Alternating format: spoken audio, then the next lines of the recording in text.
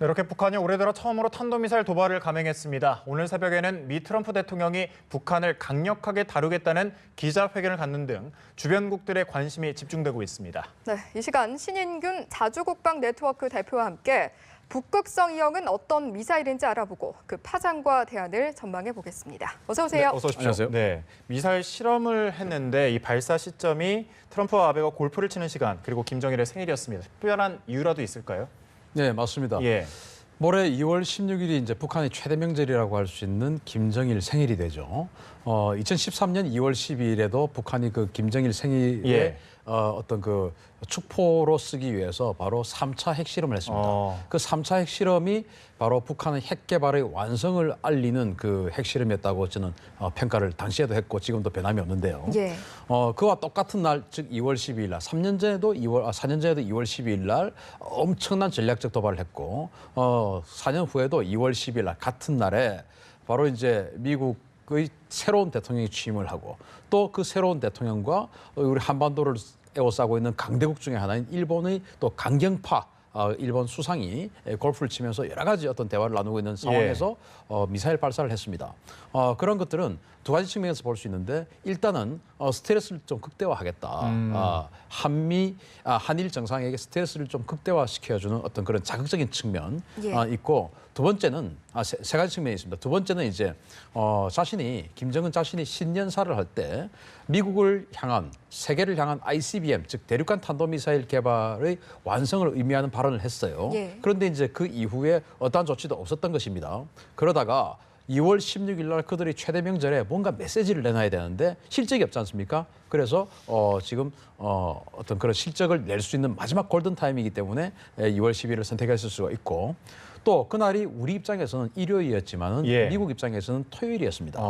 그러면은 지금 우리 뭐 국내 그 일반 시민들에게는 잘 알려져 있지 않지만 우리 한국 내 또는 우리 한반도를 둘러싼 일본, 오키나와 이 지역에 미국의 전략 자산 또 주한미군의 추가 전력 이런 것들이 엄청나게 증원이 되어 있는 상태예요. 언제든지 마음 먹으면 북한을 선제 공격할 수 있을 만큼 굉장히 강력한 미군이 지금 전개가 되어 있는데 예. 만약에 평일날 미국의 어떤 그 정부 체계가 잘 돌아가는 100% 잘 돌아가는 날 이러한 도발을 하게 되면 그것이 즉시 트리거 즉 방아쇠로 작동이 되어서 북한에 대한 선제 공격으로 비화될 가능성도 없지 않아 있다. 따라서 그러한 정부 체계가 100% 돌아가지 않는 토요일 날 그렇게 해서 미국에게 한 템포 쉴 수 있는 시간을 강요를 하게 된 것이죠. 이런 여러 가지 차원에서 미국의 시간 토요일, 우리 시간 일요일 날 도발을 감행했지 않나 싶습니다. 예. 사실 북한이 지금 북극성 2형 발사를 완전히 성공했다라고 자신 있게 주장을 하고 있는 상황인데 그 근거는 무엇이라고 볼 수 있을까요? 일단 북극성 2형 그리고 북극성 2호 이렇게 호와 형이 다르지 않습니까? 예. 저는 북극성 2형이 맞다고 생각하는데 예. 1호, 2호는 뭐냐면은 1호라는 1호는 1호, 2호 2호는 1호의 그다음 모델이에요. 그다음 버전이 2호고 예. 1형, 2형은 1형과 다른 버전이 그 다음 버전 아니고 1형도 쓰면서 또 다른 버전이 2형이란 것입니다. 그래서 예. 1형은 뭐냐면 바로 잠수함에서 발사하는 탄도미사일이 북극성 1형 또 그와 똑같은 그 어떤 그 몸체를 가지고 예. 지상에서 발사하는 건 2형 예. 이렇게 이야기를 한 것이죠. 그러면은 이 이제 그 미사일이 점화가 제대로 되어서 하늘로 어떤 그들이 계산을 했던 그 비추력이라고 하는데 예. 출력을 최대한 발휘해서 그들이 원하는 시간 내에 꼭지점까지 올라갔느냐 이것을 이제 판단하는 것이지 뭐 어디까지 올라갔냐 어디까지 날아갔냐 이게 중요한 게 아니에요.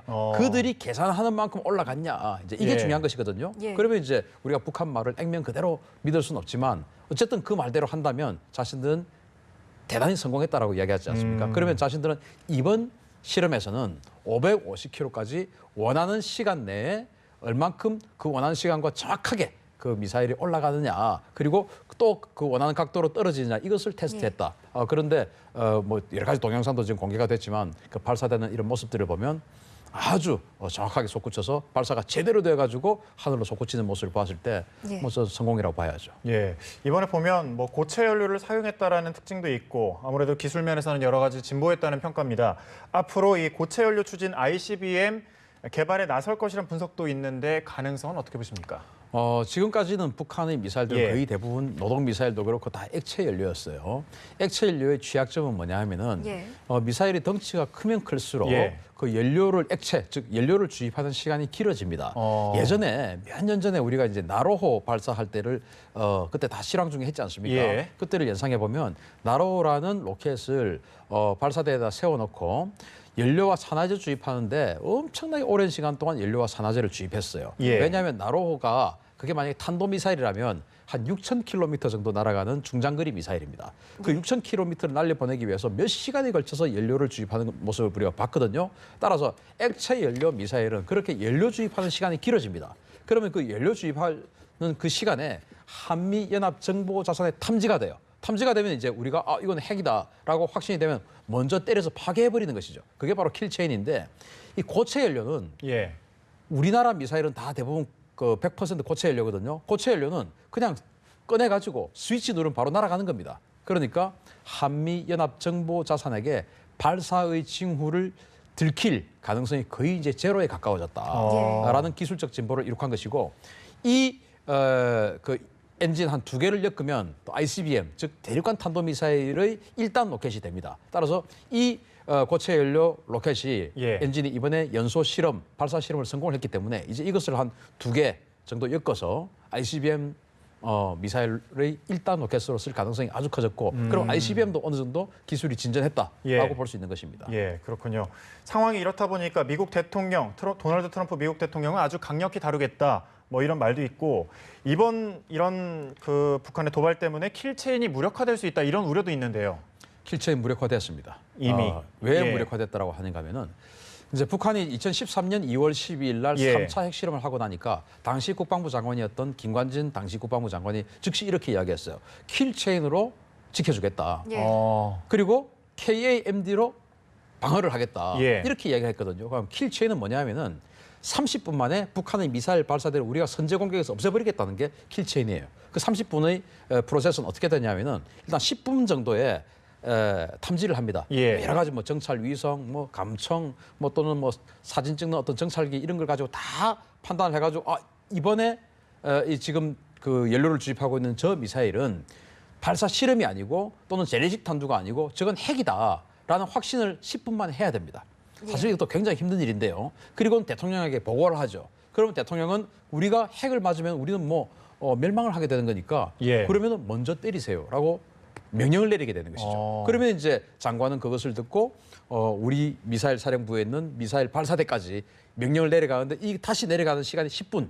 예. 즉 탐지해서 대통령에게 보고하는 시간 10분, 대통령이 명령을 내려서 우리 미사일이 발사대 버튼까지 가는데 10분 해서 20분 소요되고 예. 우리 미사일이 북한까지 날아가는데 10분 해서 30분 만에 북한 미사일 발사대 때려서 없애버리겠다. 이게 킬체인인데 그러면은 왜 30분이냐? 노동 미사일에 연료를 주입하는 시간이 한 40분 정도 걸린다고 그래요. 액체이기 때문에. 그렇죠. 예. 그런데 지금 이제 고체니까 이거는 뭐 나와가지고 세워서 버튼 눌러버리면 바로 끝나는 겁니다. 10분 이하에 바로 날아오는 것입니다. 그러니까 우리 킬체인은 아무리 빨라도 30분이니까 이건 킬체인은 무력화된 것이다. 이렇게 이야기할 수 있는 것이죠. 한편 국방부가 오늘 발표를 했는데 올해 안에 주한미군 사드 배치를 마무리하겠다 이런 입장을 밝혔거든요. 애초에 이제 작년에 그 사드 배치를 천명했을 때 2017년 12월 내로 사드 배치를 완료하겠다라고 이야기를 했고 그것이 지금 이제 국내 여러 가지 어떤 그 국정농단 사건이라든지 이런 국내 정치 상황 때문에 과연 그 약속이 지켜질 수 있을 것이냐 이런 데 대한 의구심도 있고 예. 또 처음에 이제 그 성주에 있는 그 성주 포대에다가 사드를 배치하려고 했다가 부지를 이제 성주에 있는 롯데 골프장으로 바꿨지 않습니까? 예. 그래서 롯데 골프장과 우리 국방부에 있는 경기도 지역의 땅과 대토를 하기로 했어요. 그러면 롯데라는 회사가 개인 기업이 아니니까 당연히 이사회를 열어서 승인을 해야 되겠죠. 예. 그런데 그 이사회를 하기로 한 날짜에 이사회를 안 열어버렸습니다.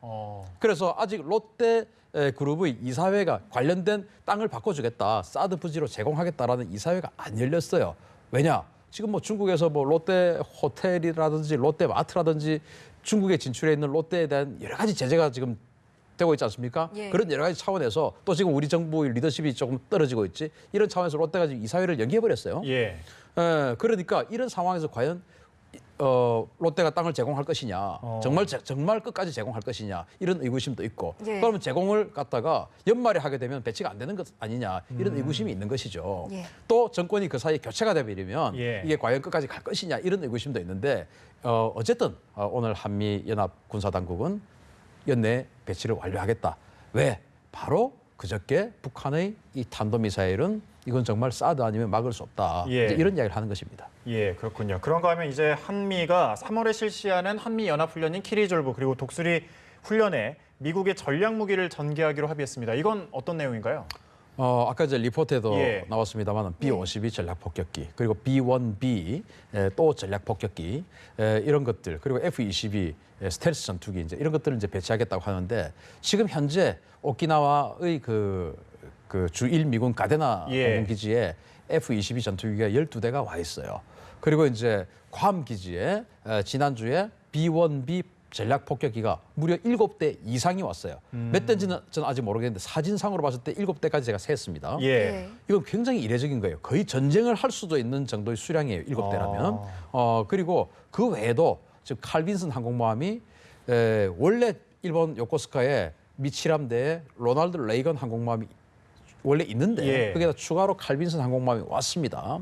왔고 또 우리가 알지 못하는 어떤 항공모함이 태평양에 지금 작전을 하고 있어요. 예. 그게 열흘이면 또 한반도에 올 수가 있고 또 한 4만 톤짜리 그 항공모함형 강습 상륙함인데 여기에는 이제 해리어 전투기, F-35 스텔스 전투기 이런 걸 탑재하는 항공모함형 상륙함인데 본홈 리처드라고 있어요. 예. 이게 지금 한반도 근해에서 작전하고 있습니다. 예. 즉 지금 현재 한반도 근해에만 해도 항공모함 또는 항공모함에 버금가는 전력이 세 척이 지금 작전을 하고 있기 때문에 예. 굉장히 강력한 전력이 이번에 투입이 되는 것이고 예. 여기에 대해서 방금 이제 앵커께서 질문하신 대로 추가의 전략 무기들 B-1B, B-52 이제 이런 것들이 바로 뭐냐면은 작게 5027에 따른 최초 개전 첫날 북한에 투입되는 전력들이에요. 예. 즉시 전력감이. 그렇죠. 바로 예. 전쟁 시나리오대로 그냥 예를 들어서 전쟁할 때 10대가 필요하니까 이번에는 뭐 좀 축소해서 한두 대로 이제 그 모사해서 훈련하자. 예. 이런 훈련이라는 게 원래 그런 거 아니겠습니까? 예. 그런데 이번에는 10대가 하면 10대가 다 오는 겁니다. 예. 그것은 뭐냐? 마음을 바꾸면 전쟁을 할 수도 있을 정도의 엄청난 전력이 왔다는 것은 북한에게 던진 메시지가 있는 것이죠. 예. 함부로 이제 하지 마라. 우리는 지금 장난이 아니다. 이런 것을 이제 북한에게 메시지를 던지는 거라고 봅니다. 저희가 마지막으로 알겠습니다. 짧게 질문 하나 드리겠습니다. 트럼프의 안보사령탑이었던 플린 보좌관이 결국 사임했다는 소식 저희가 앞서 전해드렸는데요. 혹시 한미 안보 지형에도 좀 변화가 있을지?